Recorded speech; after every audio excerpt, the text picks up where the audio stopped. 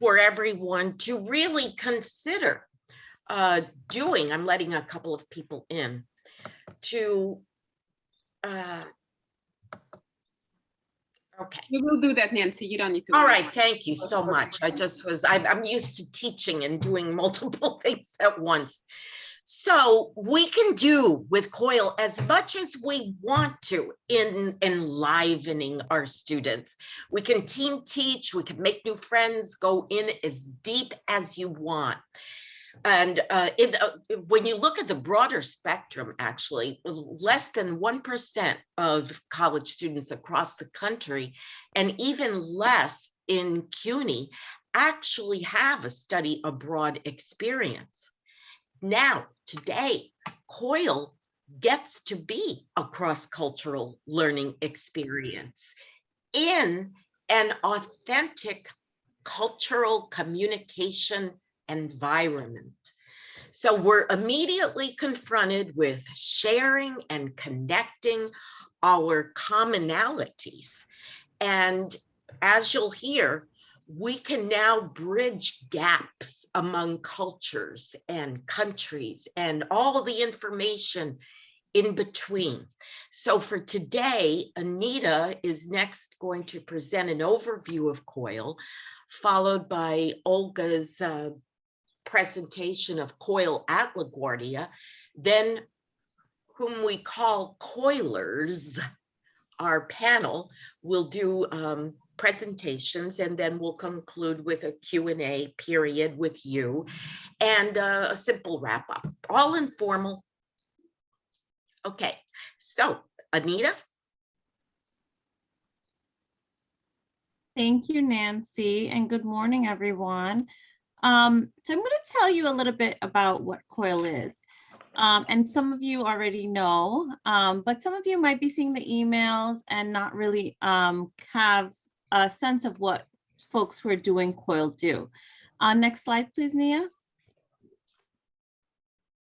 So the basics of COIL is there are two faculty members located at different institutions, usually one institutions in the US, and that would be us, LaGuardia, would pair up with a faculty member in a class in a different part of the world. It doesn't have to be the same discipline. It doesn't have to be the same class. It could be, and those can align well, but even if it's not, only part of the unit of the courses are going to be aligned. So faculty get really creative and when it's cross-discipline. It also could be different languages. They don't all both have to be English speaking. So we actually, help you navigate some of those things that come up, but there's many different options of connecting your classes. Let's see. So both students in each class would work together on a collaborative assignment. And I'll tell you a little bit more about that. The classes could be synchronous, asynchronous, or hybrid. And often with COIL, there's a combination of activities that happen synchronously, asynchronously. You can be teaching online or in person.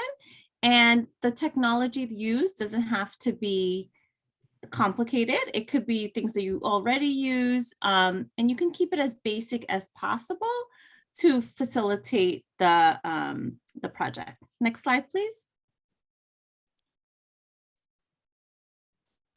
So why do COIL? So COIL has incentives for students, faculty, and institutions. And you see this lovely chart here that outlines each, and I'll just highlight some of this. So for students, right, it provides some opportunities for global and digital learning. Which is really important, especially for their own self-awareness and to develop, cross-cultural experiences, which are really important as they're going into the workforce. It also gives them an opportunity to look beyond, their position in the US and think more globally. And in times, especially now with the pandemic, we realize how important it is to have a global perspective and not just think about our own location and our own local surroundings. For faculty, there are many different incentives, right? It's an innovative pedagogy. So you're working on your teaching and your practice, you're collaborating with international faculty. So you're building a network and new colleagues, there are publication opportunities. And then for the institution, it increases student engagement. It raises the visibility of our institution, but also our international partners. And many faculty actually publish after they've done COIL projects. So that is actually good for the institution as well. Next slide. So this is basically what a COIL module, the components of a COIL module. It's a 5 to 12 week collaboration. It does not have to be the entire semester. We try to think of it as like a unit in the semester, and it can fit in your existing class. So you're not changing your entire class or your syllabus, and Olga will talk a little bit more about this. But the time is usually 5 to 12 weeks.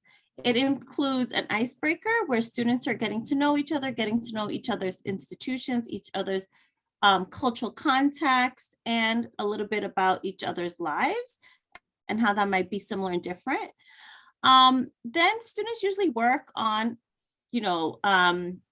something, the classes are working on something that together. So it could be a shared text, it could be, they're watching films, whatever it is, the course content is, there's shared content. And then students work collaboratively on a project, on a problem solving project.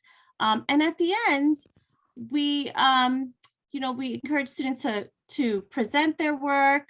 And there's a lot of reflection throughout the process. And at the end, they do a post reflection. So this might look as, students are presenting within their class, but we also do a showcase for LaGuardia and our international partners at the end of each semester, where students showcase the projects that they've been doing and their experiences. Nia, next slide.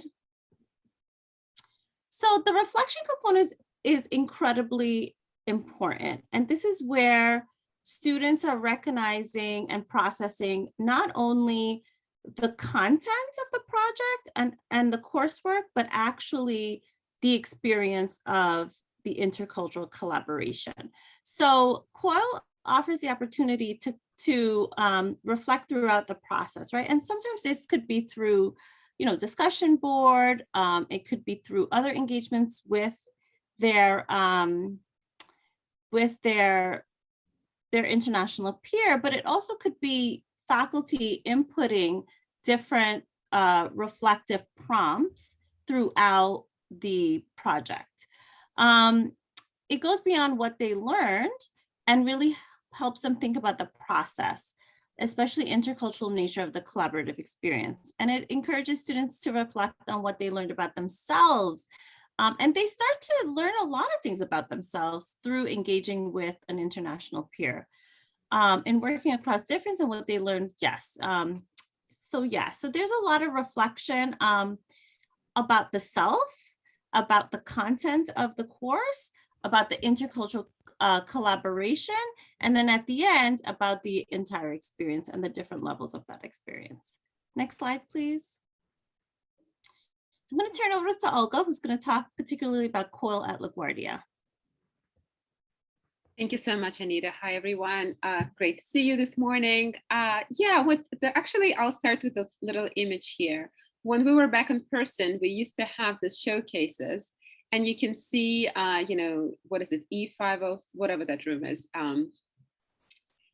We would have international peers and professors actually zooming in or Skyping in, right? And like being on the screen. And then we had our LaGuardia folks in the room, and they would kind of co-present. It was a lot of fun.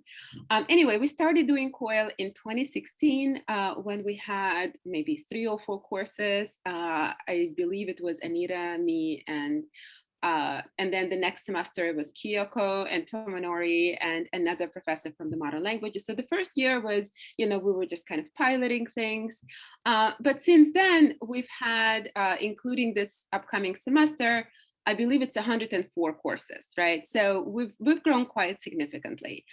We have a lot of partners abroad. We are not bound by any contracts, right? CUNY does not allow us to do any MOUs or anything like that. But the partners who have worked with specific faculty at LaGuardia, they come back to work with the same faculty, or in many cases, we would reach out to them and say, do you have more colleagues? We have so-and-so, and they would, open other opportunities for our faculty. So it's really wonderful. And we do have 22 countries, 5 continents. It's really wonderful. They're all really amazing. The faculty development program at LaGuardia is very much bilateral, right? So it's not like we're just working with LaGuardia faculty. We always invite the partners. So that's not the kind of model that you see in a lot of other places. So I'm very happy that we're doing it this way. The faculty development, the way that it works is, again, it started through just kind of individual sessions, workshops. Now we have a few grants. So we're able to offer a CTL seminar. We're able to offer a summer training program for the virtual exchange program that is funded by the Stevens Initiative, which is the State Department program focusing on partnerships between the US and Middle East, North Africa region, right? So we do have some structured seminars offered at different times. On top of that, if faculty are not wanting to participate in those, we always just provide kind of informal mentorship. So there are different forms of providing professional development. And they're also, they're always bilateral, right? So we always try to engage both the LaGuardia faculty member and their partner, because it's all about equal collaboration. It's all about making those decisions together, learning together. So as Anita was saying earlier, quite a few of our colleagues at LaGuardia were able to publish based on their COIL work. So that's been very exciting. And some of them have included their students. We do have a signature event, which is the Faculty and Student Showcase. We do it every semester. You may have seen our emails. So Pablo is gonna put in the chat a link to the most recent one, so you can take a look. Some folks have submitted asynchronous presentations, videos, and then there is also a video of the synchronous showcase. So you can see both the faculty and the students from both sides co-presenting.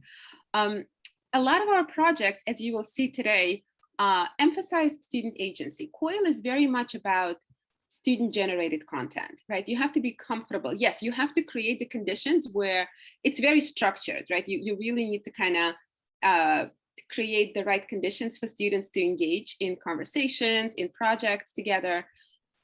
But you also have to be ready for them to kind of generate their own content and to respond to that, right? So we really try to emphasize a lot of student agency and leadership. Like I know Alvera, for example, and other people, like I did it in my classes too. We let students take leadership of, facilitating discussions, inviting students from the other country, even like helping us decide on technology. I'm thinking about Kyoko, right? So all of that is happening. Students are really kind of in the driving seat a lot.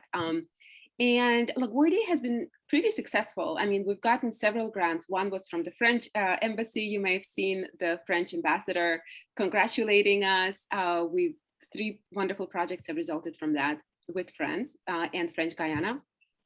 We now have this really amazing grant, which I'll talk about later, from Stevens.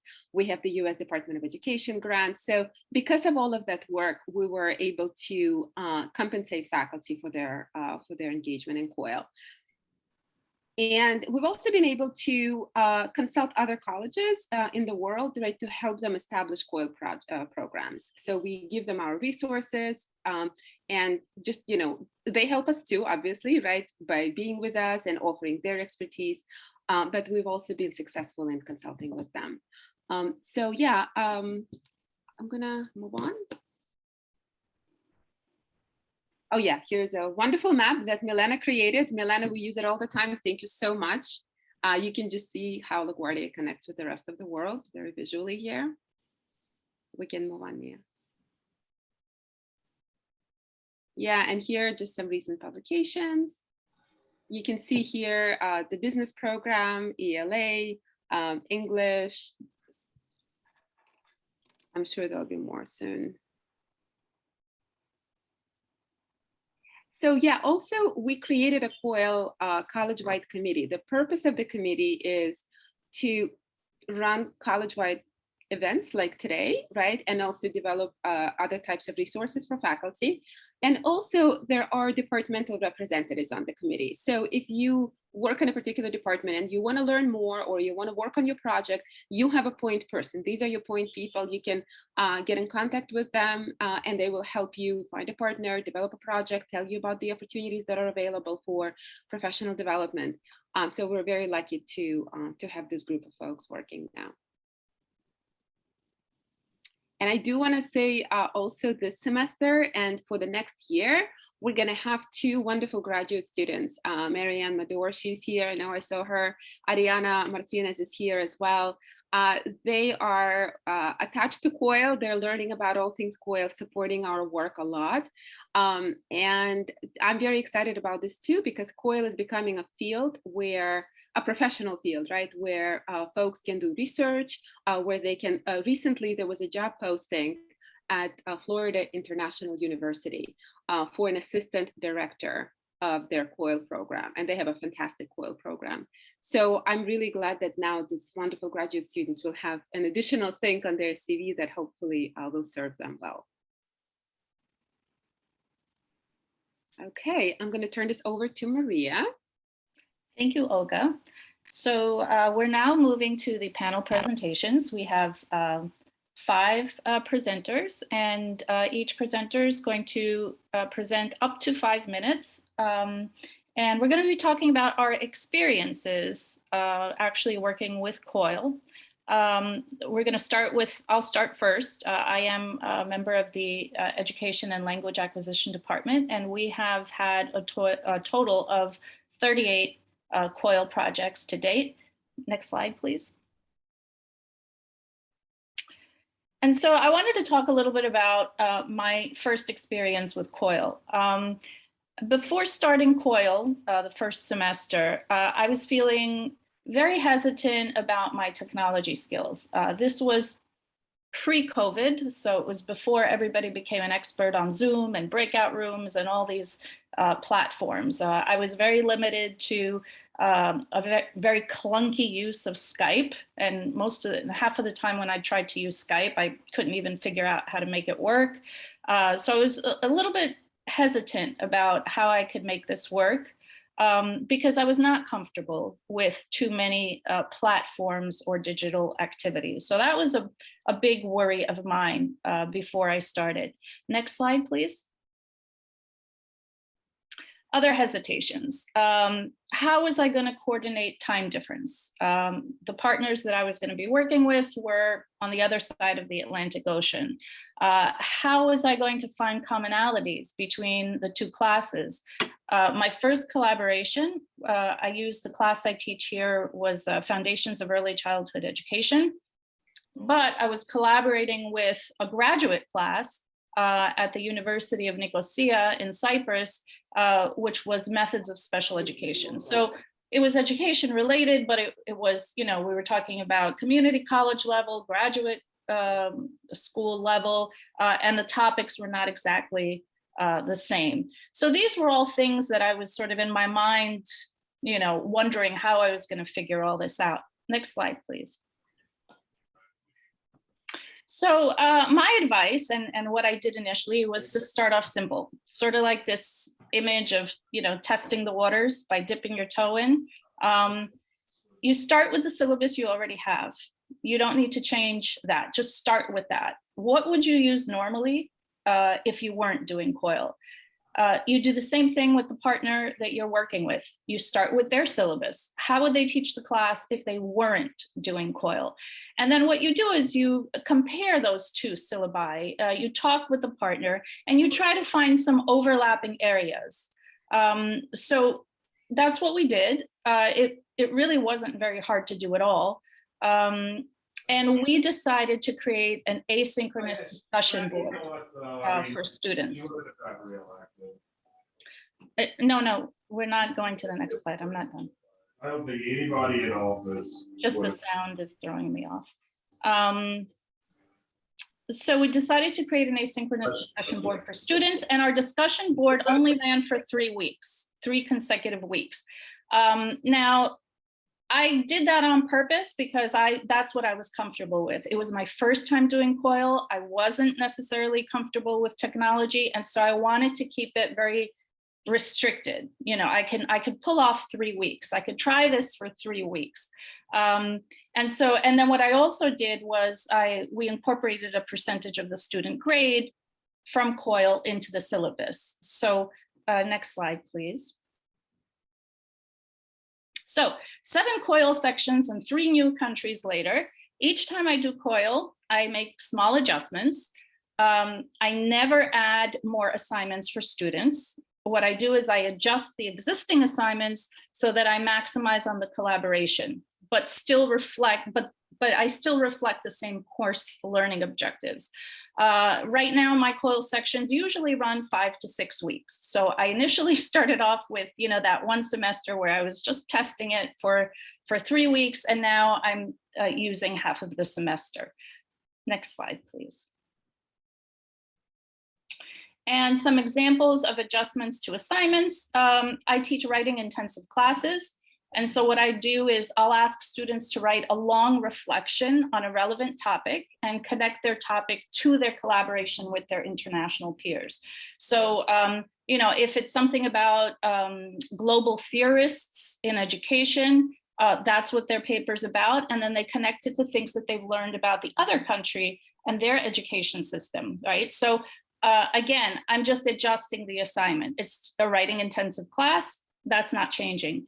I've definitely compiled more relevant reading material as the years progress, both from myself and from my partner. We've developed a rubric for an end of semester creative group project. And we've also incorporated video discussion boards as better icebreakers. Our icebreakers have improved. We use the Flipgrid platform. But the thing to remember is these things, you know, they might sound overwhelming, but they didn't happen overnight. You know, it's been a process.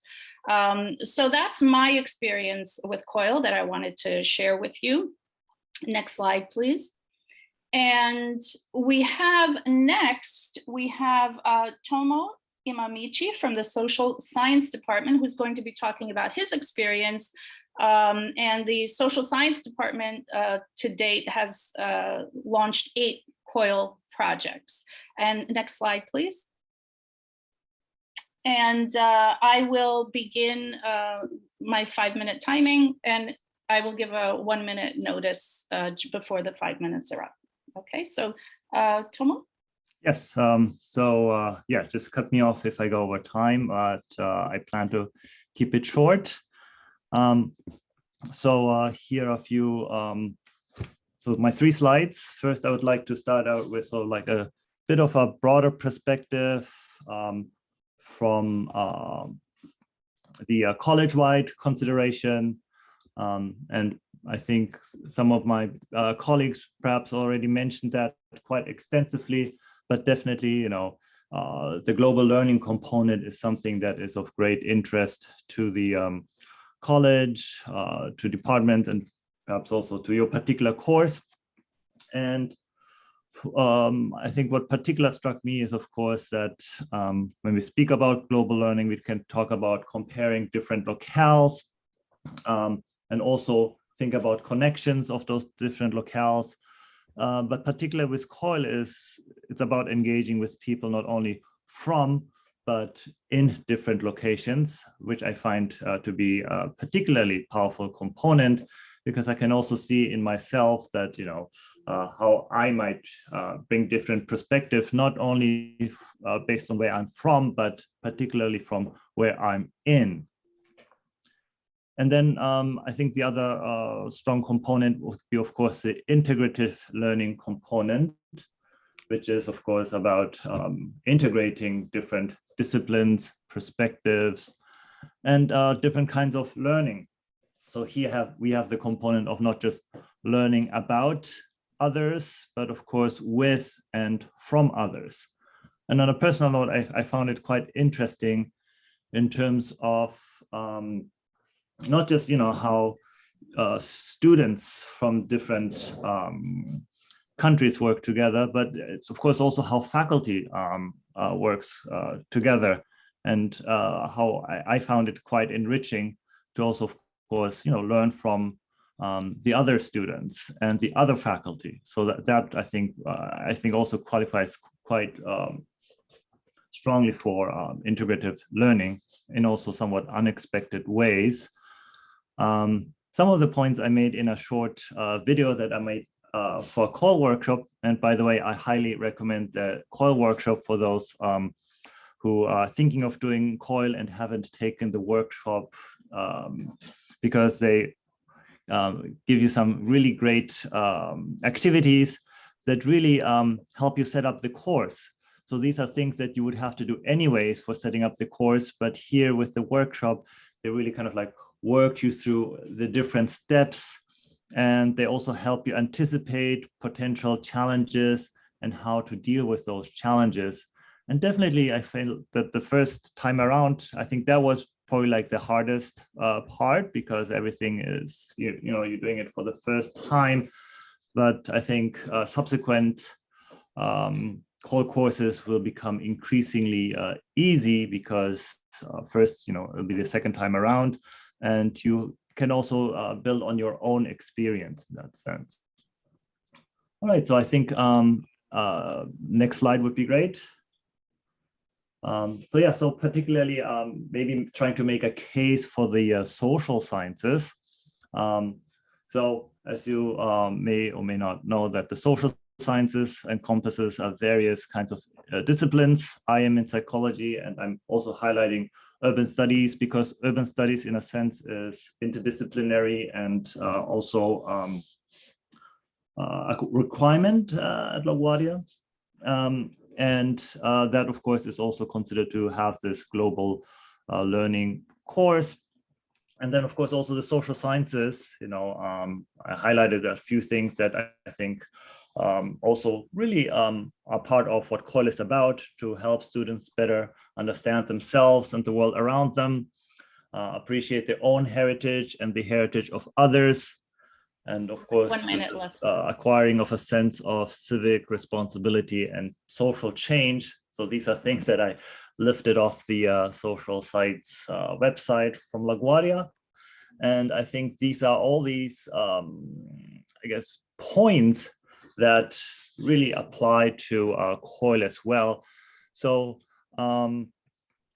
one thing I think also, speaking of, different disciplines and departments, in pairing up for a COIL course, it doesn't necessarily have to be within your own discipline or your own department.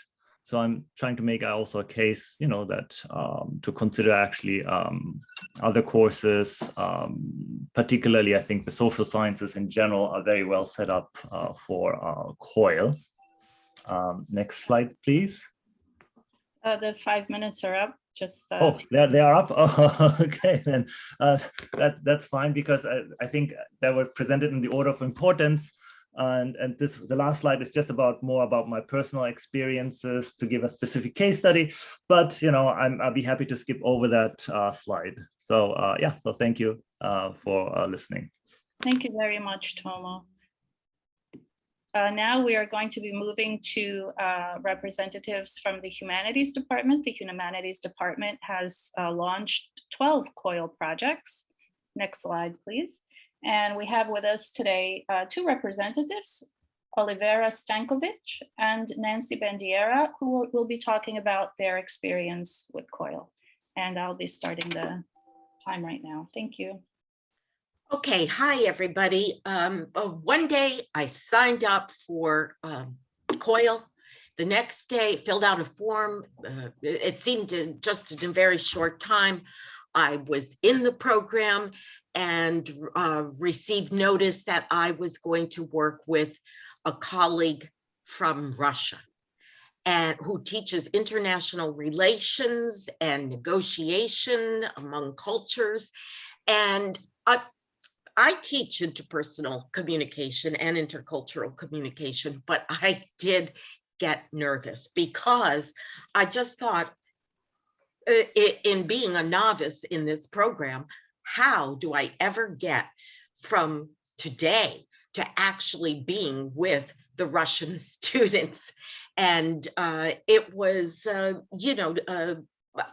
remembered suddenly that because it was a few decades ago that I was in an acting company where we had gotten to tour a performance in Moscow and visit St. Petersburg and spend time there as well.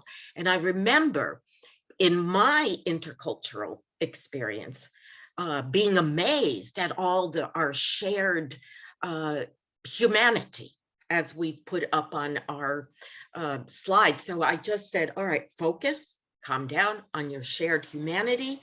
I met Nikita is his first name. Sure enough, he was interested in improving the ability of his students to present speeches, work on their vocal delivery. He also had experience in theater, and I ended up telling him, St. Petersburg, it's my favorite, one of my favorite cities in the world. I just love it. And so we hit it off in mutual inquiry, as you see, tip number 1 right away. And we ended up arranging our time schedules, and we worked start early, maybe 5 or 6 weeks before our project. And we did it via Zoom, email. We became fast friends. President Biden and President Putin at the time were planning on a climate summit. So to make our topic relevant, we turned the United Nations goal on sustainability goal number 13 on climate change. We worked on that as a topic and ended up calling it the Russian Federation and the United States Student Summit on the United Nations Sustainability Goal number 13, climate action. So together we focused on the development of our unit plan. We built it, we created a bridge to break down stereotypes of Russian people, American people. We focused on our shared problem, and we were determined to love our students, to really make this a powerful time of connecting. And then we found that we did meet the goal of internationalizing our curriculum and share intercultural competence through all of the interaction with between us and with peers from the 2 countries with our students. It was a fabulous student engagement time, and Olivera is going to take over, and then when we go into breakout rooms, we're happy to share a lot more. Olivera.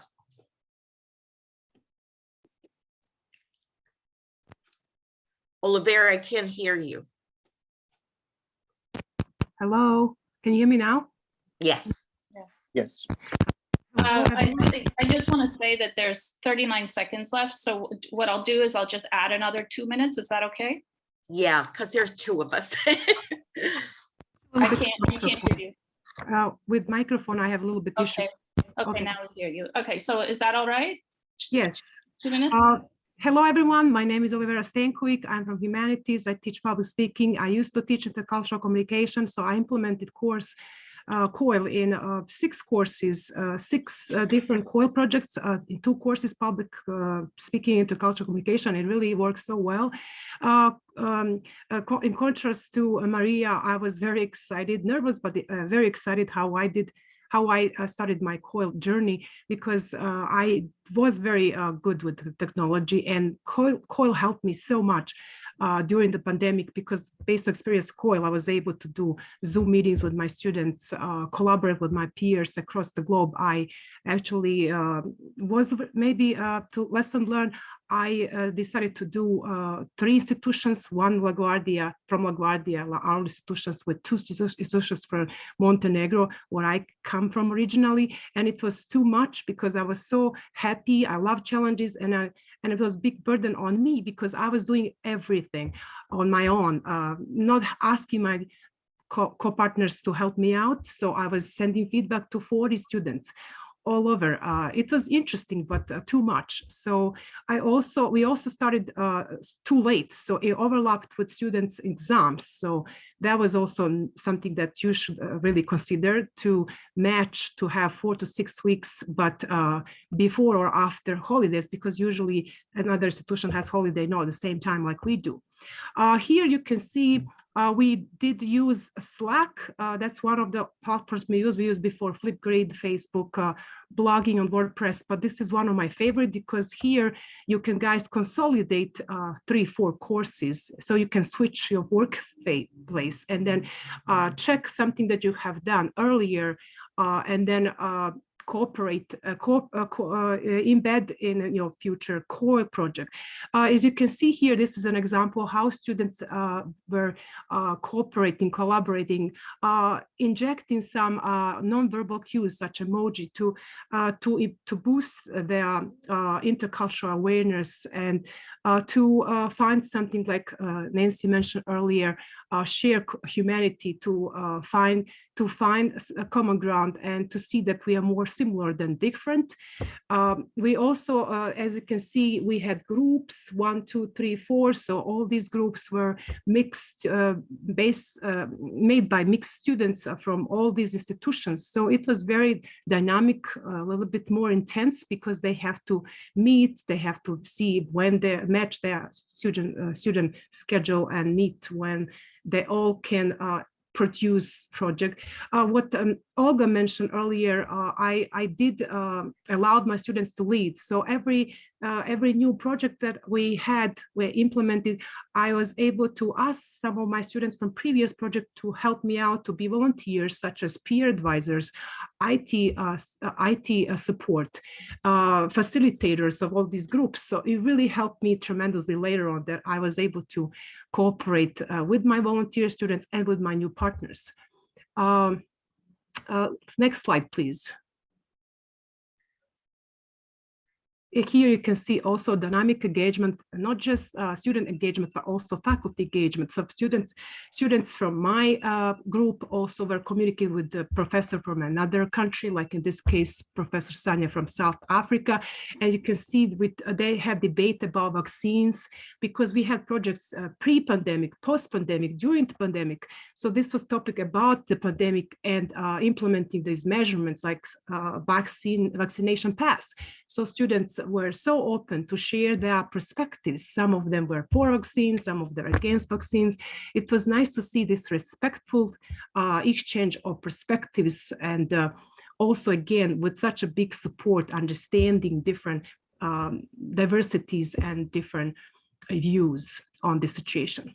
Yeah. The next slide. Just mention, I know you have Maria. Yes, quickly. Yeah, you're going into 9 minutes now, so it's. Oh, I'm sorry. Sorry about this. Just mention. Yeah. Okay, just mention briefly. We'll talk more in our Q&A about all of our. That's a good idea, Nancy. Yeah. Yes, I apologize. Just on left side COIL, as you can see this sign, that's sign made by our students. It took them so much time, and they designed that for us. So thank you so much. I apologize because I was so excited.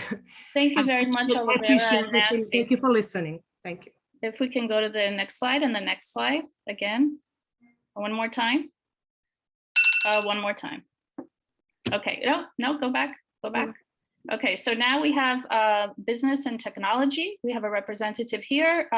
The department has launched 9 COIL projects, and today we have with us Javier Serna from the department, who's going to talk about his experiences. Javier, you can go ahead, and I'll start the timer. Maria. So if you can kindly please go to the next slide. So as you see in front of you, you see kind of a history of the accomplishments. As you look at this, I like to talk about some of the things that we've learned. So yes, we got involved in 2019 from the Business Technology Department, and it's been consistent. If you can please go to the next slide. Thank you. So as the department started to get involved in 2019, other people got involved. I got involved, Professor Bika, Professor Nicole Little, and it's the experience with COIL is this, that the more you tell people about it, the more they see the results. Go to the next slide, please. Okay, so this is where I want to kind of focus the rest of my 4 minutes left. So it really is about, especially from a business technology perspective, to provide students with real working world life experiences, international experiences. This addresses global learning. It gives the students the opportunity to work in a multicultural setting. As a practitioner of COIL, what I can say is that the best takeaway is you need to be flexible. Even this presentation, when I put the slides together, as I'm hearing everybody else speak, I'm realizing, hey, you know, it should have been more of a personal experience. So I'm trying to change as we go along, and that is COIL. You're working in an area that things are always changing, whether it's accessibility to systems, interaction with students. Are you able to connect? Can you be synchronous or non-synchronous? The best takeaway for Professor Goodman and everybody else who has participated from the Business Planning Department is to know that you have all the tools. You have the flexibility, you have the autonomy to operate. You can be very creative. You have opportunities to publish, as mentioned before. But the best thing to know is that in the beginning, you start with this grandiose idea that you're going to do A, B, C, and D. Well, you're not. You're not. In the beginning, it's going to be setting up systems. You'll have an icebreaker. Then you'll have a project that you can focus on the material in your syllabus, and then you'll have the reflection. But the thing that Professor Luna and I walked away with, Olga, was that we went through the experience ourselves. We went through COIL ourselves. And that it took us a while to understand that everything that the students are going through, we're doing it right now. We're talking to another colleague. And that, I believe, is was our biggest takeaway. And that you're learning, and everything has said the same thing. I like the way that who was it? It was Nancy. That's what it was. Nancy coined it, right? And she said a way to liven both my experience as an educator and the students. And in the end, it really comes down to you and your students developing what we talk about here in the school, which is critical thinking, careful problem solving, and effective communication. Let me stop with 43 seconds to go. Thank you so much. Thank you, thank you, thank you. Bravo, Javier. Thank you, Javier. And now we move to the final presentation. English department. The English department has launched 31 COIL projects. And we have with us today, Anita Baksh, who will tell us about her experience. Anita? Thank you, Maria. So English literature and composition courses really lend themselves really well to COIL projects because, you know, we get to choose our text for the most part and the themes we want to focus on for the most part. So when Olga approached me with this idea of doing COIL in 2016, I was teaching English 295, which is the capstone course and also aligned with global learning. So it seemed like it really fit the COIL model. And so under, with Olga and with her support, I decided that I would try it in my class. And one thing that's really amazing is how the COIL program has grown and how much, and how the community has grown. And so when I did my COIL project, Olga was my professional development and my support, right? And now we have trainings, we have many faculty who have done it already, that do it often, and who are willing to help whoever wants to do it, kind of in a mentor capacity. So so when I started, I paired with a class in Dominica, which is a small island in the Caribbean. It's English speaking and French speaking. And I reached out to a colleague that I already knew. And so I think that really helped me with my project. It was Dr. Shyler Esprit. She's someone who I went to graduate school with and maintained a relationship with. And we both did our research in the Caribbean, meaning Caribbean studies, right? And it so happens that we also are both from the Caribbean. So for me, that really worked well. And you don't have to find your own partner. Olga definitely can help with finding partners, but if you have someone in mind and someone you've worked with in the past, it really works well as well. So we focused our project on Edwidge Danticat, who is a Haitian American writer, on her short stories, Crack Crack. Since it was our first time, we wanted something short and manageable because we knew that we had to figure out the actual logistics of the project. Next slide, please. So we decided to do a WordPress blog. This is what it looked like. And, when we think of COIL being an equal partnership, I really benefited from the partnership with my colleague, Dr. Esprit, and we really kind of spoke about our strengths and weaknesses. So Dr. Esprit already was versed in WordPress blog. She actually her institution had a subscription, which gave you, as an administrator and as a faculty member, more benefits than if you use the free version. So I was really lucky that my partner actually was able to set up most of the technology. And this was pre-Zoom. So we did some synchronous sessions in a room in the e-building that we found that allowed us to, that had a camera that you could see the whole class. And so we did some synchronous sessions with that, but much of what the students engaged individually and communicated with each other, particularly about the text, happened on the blog. Next slide, please. So I want to just focus very quickly on some of the ways that the project allowed my students to build intercultural skills and intercultural awareness. And I also, after this, I'll share a few reflections from my students. So, we engage with linguistic differences, particularly multiple Englishes, which is also something we were discussing in the class through the text we were reading. They thought about culture, religion, class, gender. These are also topics that were coming through the text we were reading, but also in their own responses to each other, these things were also coming up. And then they talked about geographical location and access, especially when it came to education systems and technology. So it really decentered dominant US perspectives for my students.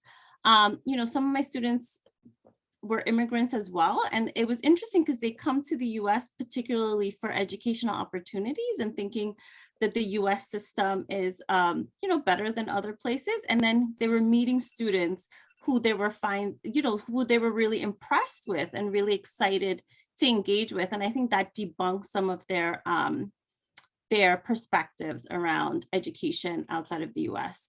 It also made us aware of technology in the sense of, who has access to the internet, who has access to computer labs and devices. So it made us aware of those things as well.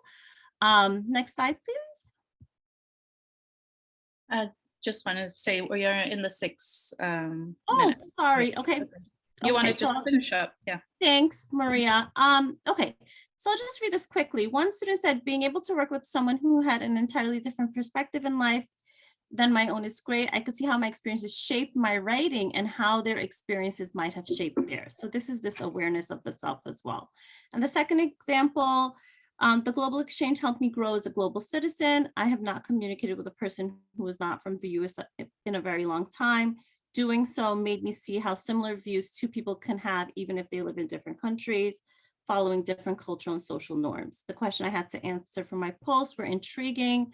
I genuinely felt sadness when I read the book, and responses made me reflect on my feelings towards situations such as migration and war.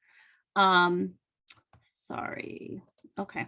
Yep. So I'll just stop there. But it was definitely an eye-opening experience for my students and for myself. And our project really lent itself to the actual text we were talking about as well.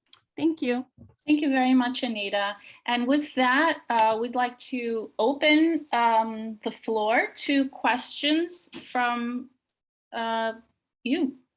Any questions that you have? We're here to answer before Olga will be doing the wrap up. So I give the floor to the participants who are here today.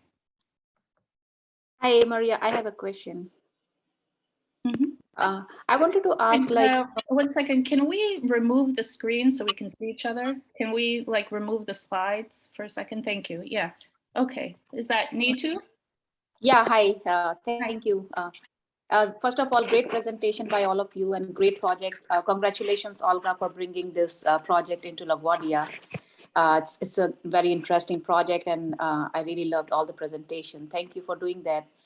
I wanted to ask, if somebody is interested, I see that in the last slide, there is a form that we have to fill out, right? But I just wanted to know, can you provide what will be the next step? I know, you will have to look into the application form, but based on the past experiences, I think, some of you have different experiences, because somebody did really early in 2016. And somebody did last year or so. Could you explain the steps in briefly, Yeah, I will talk a little bit about different. Thank you so much for that question. It's a good one. So the interest form, just to let us know when you want to do it, whether you're going to need a partner. And by the way, when we look for partners for you, in case you don't have your own, it's never like you must work with this person. I just kind of talk to you and, figure out who might be a good match from the people I know abroad. And then we just kind of try it out. And usually it works really well, but, but you're never forced to work with anyone you don't want to work with. So you just fill out that form to let us know, depending on when you want to teach your COIL course. So let's say if you want to implement it this spring, we are finishing our formal professional development now. So what I will offer you is probably just a couple of small workshops that will not be compensated, because the grant money that we spent on the seminar, which is ending in February, right? If you want to do it, let's say next fall or next spring, I will suggest a funded opportunity, which is the Stevens Institute. It's a huge grant that we got. A lot of CUNY schools are involved, Middle East countries are involved, North Africa countries involved. And, within that scope, we have a summer training program into which we'll invite you. Faculty also receive $1,000 compensation, but it's a very particular program. It revolves around UN Sustainable Development Goals, and you have to work with those countries that are in the program, right? So it all depends on when you want to do it. What is your geographical preference? And then I'll just contact you and I'll say, let's just have a conversation. This is what we have available. But yeah, Maria, you're nodding. You want to add to that? Go ahead. No, that's perfect. Yeah. Yeah, thank you so much. And what was I forgot. Yeah, do you have some sample projects that we can see? I knew you had the showcase. Do you have a recording of those things so that yes, I can? Yes. There, maybe Pablo, you can drop it in the chat again. I think that'll be helpful. Yeah, absolutely. Thank you so much. Thank you, Nitu. Bukuri, you have a question. I see your hand up. Yes, I'm really impressed. So congratulations to all of you. It's an amazing project. I was just wondering, is the link that you put in the chat one that I can share with the faculty that I would like to work with? Because so if I want to invite someone from another country, what link should I send them to look at it? I copied the links that were on the chat, you know? Yeah, that's a good start. That's a great start. Yeah, so the first link is LaGuardia COIL.org website, which we just updated. Okay. And then the second one is the showcase. Okay, so if I share these two, they will be informed, and then they will tell me if they want. Okay, good. Yeah. The other question was answered because she beat me to it. She asked it before me. So thank you for the information. I'll be thinking about it, but I would like to work in the Balkans, like Olivera, I believe, is working there. That's fantastic. Yes, I was working with Montenegro 3 times. Great. Yeah. So I'll see.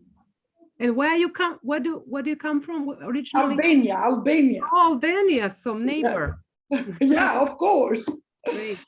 Yeah. So, but I wouldn't mind actually working with the ones that you have. But we have a lot of Albanians, and believe it or not, just briefly, my project with Montenegro once happened during the pandemic. It was a mini COIL project. 85% of students were Albanians. Yes, yeah. Yeah, so you know it. That's why I said Balkans, because yes, if you go to a college in Albania, it will. Right. And you answered the questions.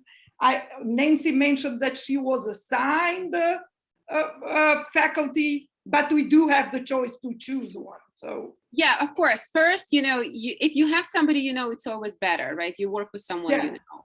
But if not, then, then I look at our network, and like I said, depending on your interests and also my knowledge of the other side, I'll try to match you.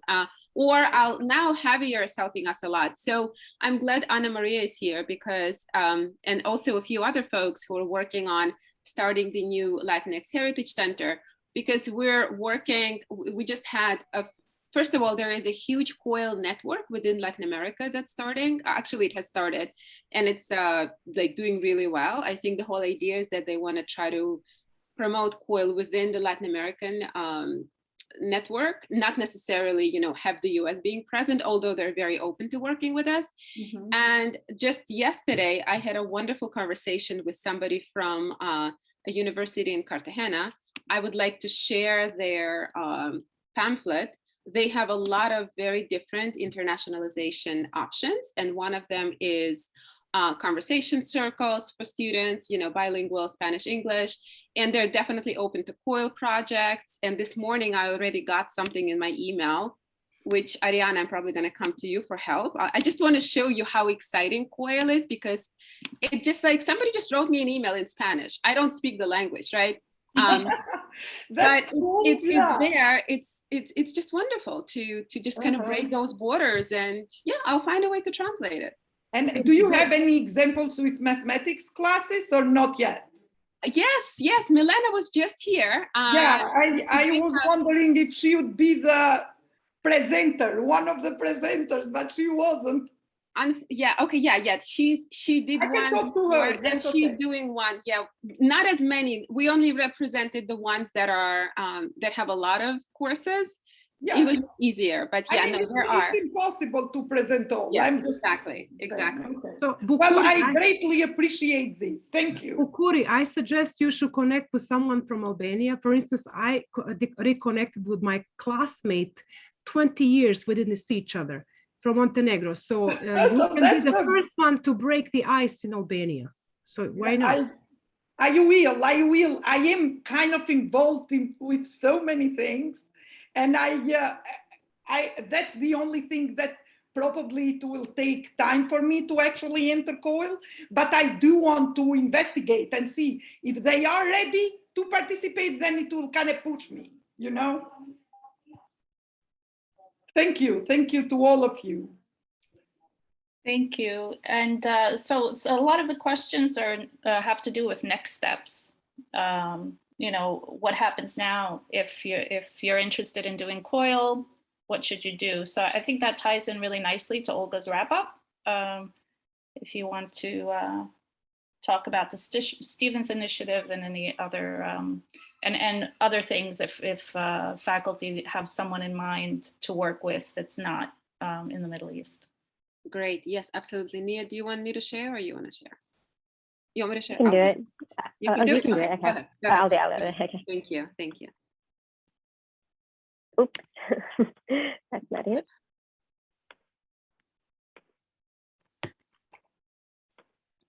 Okay. Actually, if we can go back to the previous, yeah, that's great. Okay.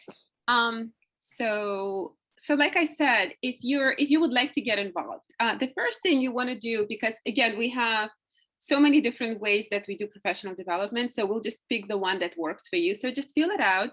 The form is very simple. It just, I'm gonna see if I can pull it up on the screen. 1 second.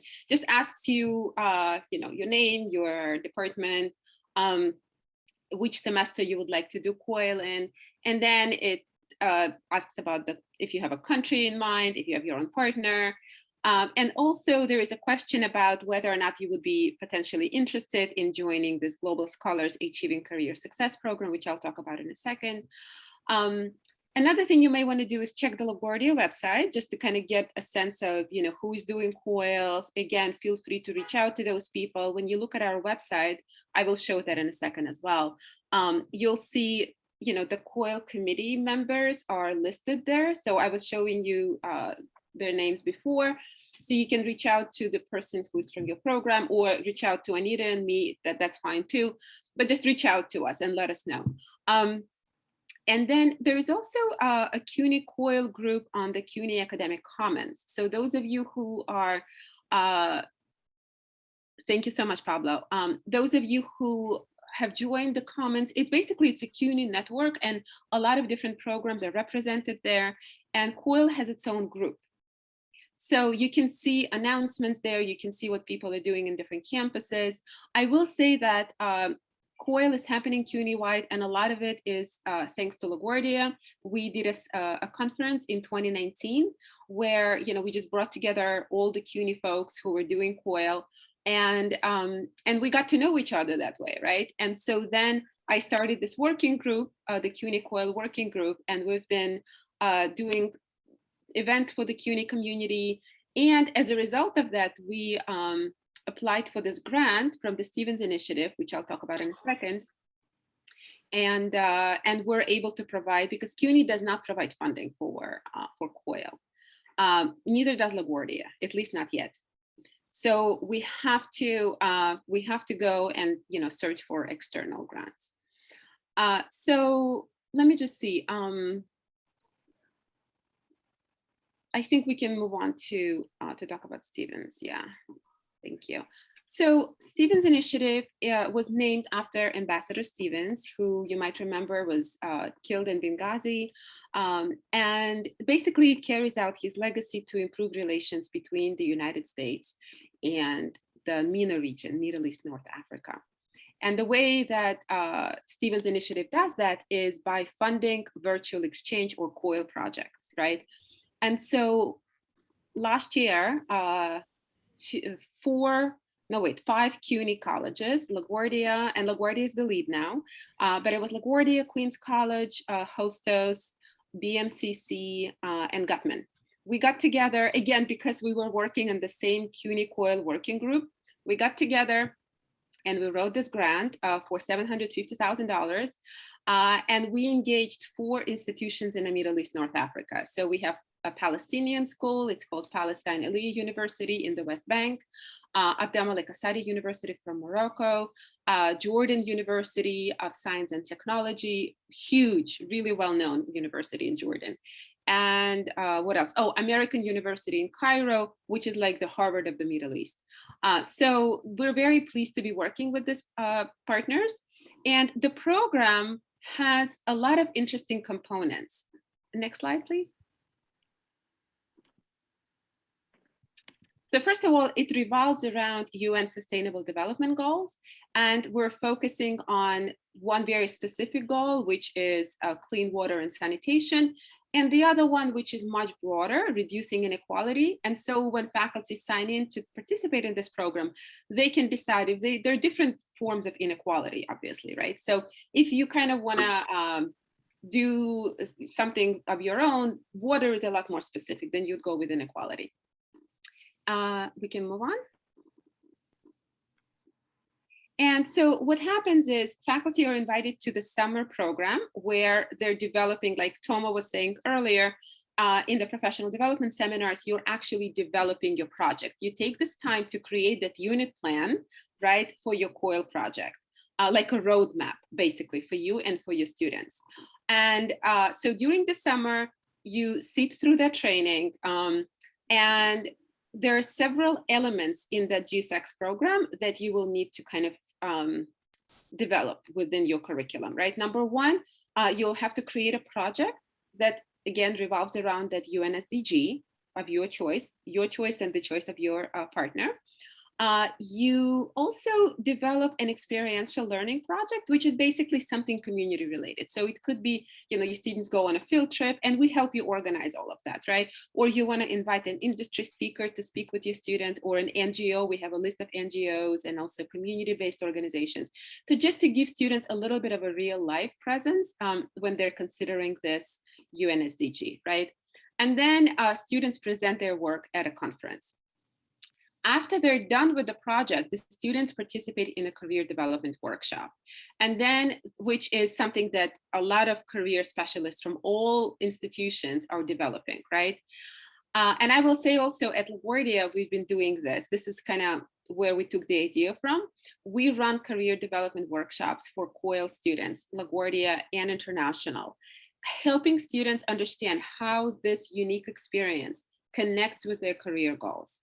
And so this program actually makes it, the career element is integrated even in the title of the program, Achieving Career Success. So one of the alumni activities, which is what, after students finish the semester with you, we invite them to a LinkedIn group where we post interesting activities, job opportunities in their respective countries, or any international opportunities, right? And we also, they also get admitted into US State Department has their own alumni networks, which are international. And so students are able to join those networks as well. So if you're interested, a call will be coming out next month. So just watch out for an email from me. And we will do another kind of more targeted info session about this. And yeah. And so you would sit through the summer training, which usually is about 4 to 5 weeks.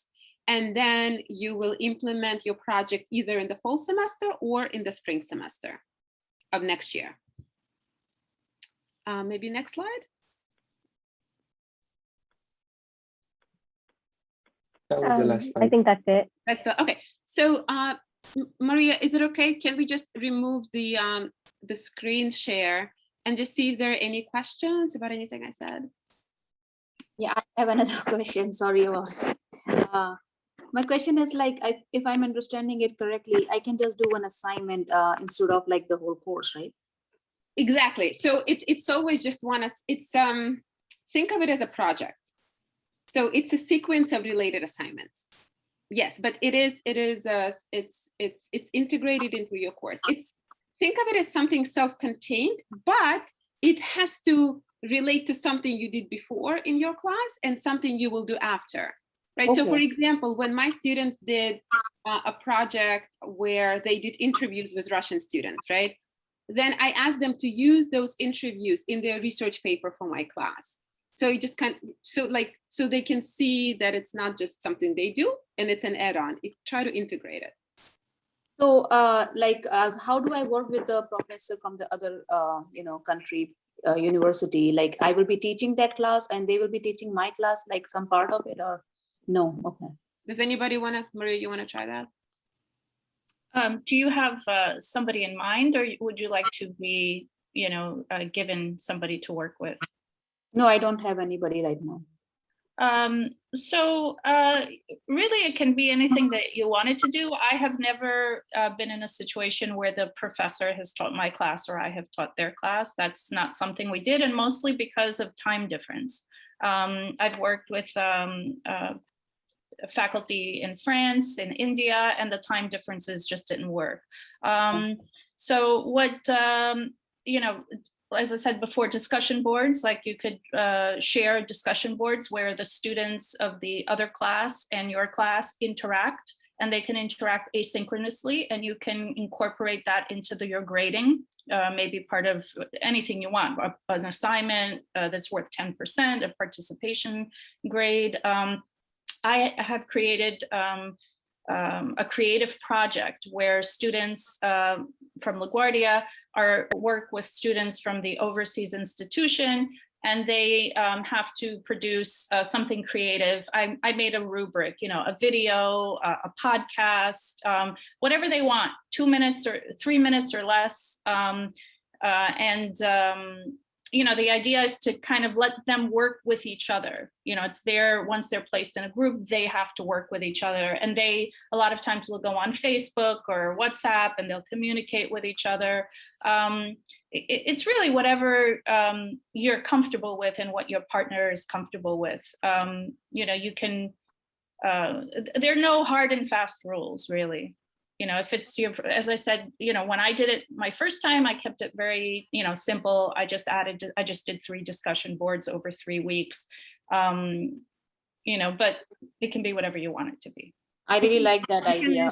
I can add a few things, because like Maria said, it doesn't have to be just one road. You can do Niru. Niru is Niru? Niru. Yeah, yes. So you can also have like a synchronized meeting. You meet with your partner and their students, like maybe the beginning, introduce themselves, or maybe before the end when they collaborate on their project. So you're just going to facilitate that day. So 2 times you can synchronize, like both of you, your partner and you and their students. But like Maria said, everything else can be asynchronous. You have a common platform, Slack.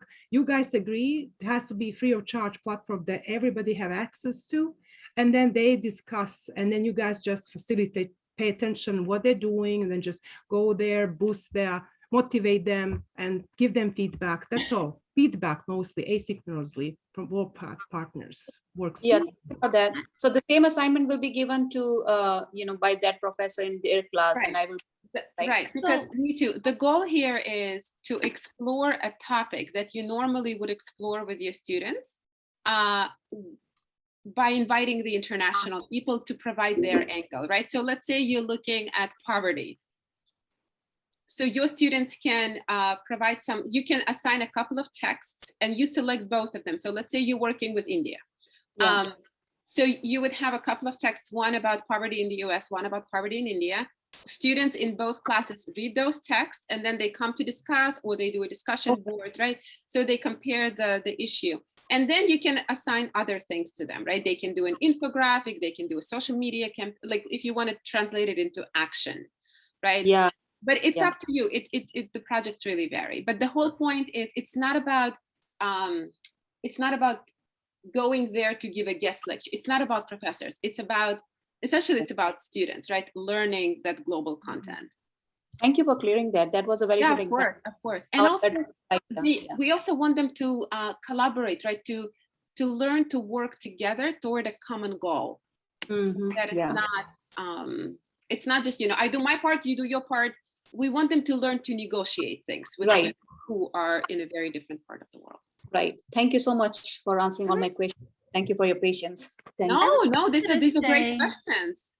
Yeah, I was going to say also, Nitu, you're planning everything with your partner. Like you plan before the semester usually, or the beginning of the semester before you implement the project, and everything you're doing is with the partner. So you should be choosing the text with the partner. You should be choosing the technology with the partner. You should be choosing creating the assignments, creating the icebreaker, a collaboration with your partner, right?